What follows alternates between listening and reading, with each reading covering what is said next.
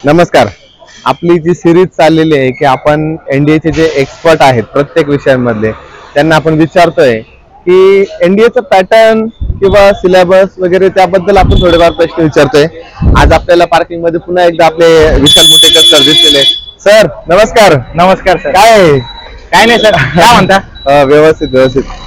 Sir मला एक सांगा की एनडीएचा जो मॅथचा जो पेपर होतोय तर मॅथचा पेपर तुम्ही आता रिसेंटली बघितलं होतं सप्टेंबर 2025चा.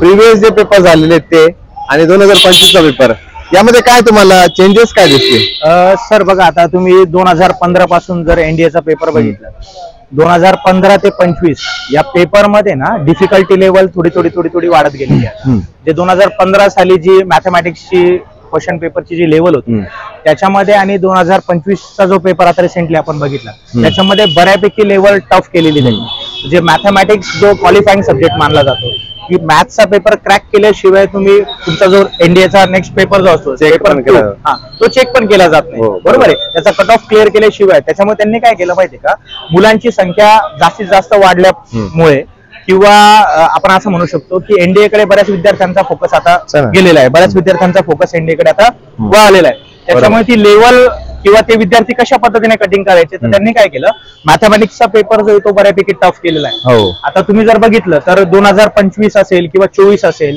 मॅथमॅटिक्सचे क्वेश्चन जवळपास जेई मेन्स लेवलला बऱ्यापैकी विचारले जातात. काही क्वेश्चन ऍडव्हान्स लेवलचे त्यामध्ये विचारले जातात. पण मी विद्यार्थ्यांना एवढंच सांगेल की तुम्ही प्रत्येक टॉपिकचा बेसिक कन्सेप्ट जर क्लिअर केल्या आणि तुम्ही त्या टॉपिकचा मेन्स लेवलला जरी चांगला अभ्यास केला मॅथमॅटिक्सचा, तरी पण आरामशीर आपल्याला सगळे क्वेश्चन अटेम्प्ट करायचे नसतात सर. मॅथमॅटिक्सचे 120 क्वेश्चन असतात.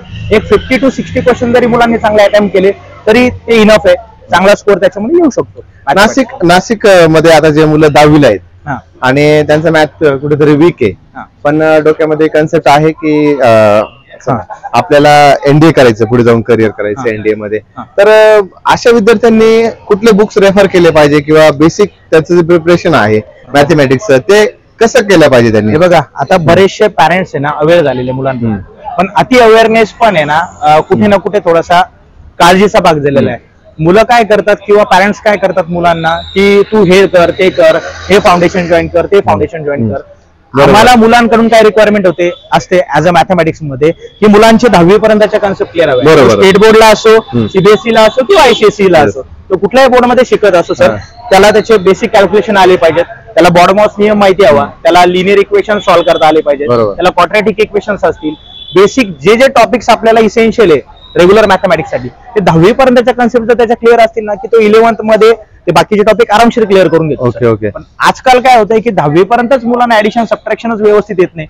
त्यामुळे त्या मुलांना कुठे ना कुठे खूप असे विद्यार्थ्यांना बघता की त्यांना विचारतात की -3 -7 आन्सर काय. बऱ्याच विद्यार्थ्यांना मायनस प्लस करतात सर विद्यार्थी, आणि साईन देताना पूर्ण काहीतरी त्यांचा गोंधळ होऊन जातो. म्हणजे बेसिक रूल्स आहे जे विद्यार्थ्यांना आजकाल 10वी पर्यंत त्यांना 90% असतात सर, तरी अशा गोष्टी सांगता येत नाही. कुठे ना कुठे याला एज्युकेशन सिस्टीम पण थोड्या प्रमाणात जबाबदार आहेच. पण ठीक आहे, असे जे विद्यार्थी आहेत त्यांना वाटतंय की मला मॅथची भीती आहे किंवा फोबिया आहे, मॅथ बघितलं तरी अंगाला काटा येतो, परंतु त्याला एनडीएत जायचंय, तर अशा 10वीतून 11वीत जाणाऱ्या विद्यार्थ्यांसाठी, स्पेशली नाशिकच्या विद्यार्थ्यांसाठी तुम्ही असं काही सेशन अरेंज करू शकता की जेणेकरून त्यांचं बेसिक क्लिअर होतील? हे बघा, आता जे विद्यार्थी आता 10वीत शिकत आहेत, 10वीची एक्झाम ते आता मार्च मध्ये देतील. बरोबर. टाइम टेबल तुमचं रिसेंटली 12चं टाइम टेबल आलंय, 10चं टाइम टेबल तुमचं मार्चच्या स्टार्टिंग पासून एक्झाम स्टार्ट होऊन जाते. मुलांना मी एवढंच सांगेल की 10वीचे जे विद्यार्थी आहेत, बऱ्याच विद्यार्थ्यांना स्कूलमध्ये असेल किंवा इकडे असेल पर्सेंटेज ते पडतात. मॅथमॅटिक्स जर त्यांना इम्प्रूव्ह करायचं असेल, काही विद्यार्थ्यांचं मॅथमॅटिक्स ऑलरेडी चांगलं आहे, त्यांनी बेसिक कॅल्क्युलेशन इम्प्रूव्ह करावे. आणि जर समजा इम्प्रूव्ह होत नसेल तसं आपण संडे टू संडे एक लेक्चर त्यांच्यासाठी अरेंज करू शकतो. पंडित कॉलनीमध्ये, नाशिक पंडित कॉलनी इथे आपण संडे टू संडे जे विद्यार्थी आता 10वीत शिकत आहेत त्यांच्यासाठी मॅथ्स आणि इंग्लिश हे 2 लेक्चर आपण त्यांच्यासाठी अरेंज करू शकतो. बघा विद्यार्थी मित्रांनो, ही खूप मोठी गोष्ट आहे की विशाल मुटेकर सर यांनी विद्यार्थ्यांसाठी, स्पेशली नाशिकच्या विद्यार्थ्यांसाठी जे नाशिक सिटीमध्ये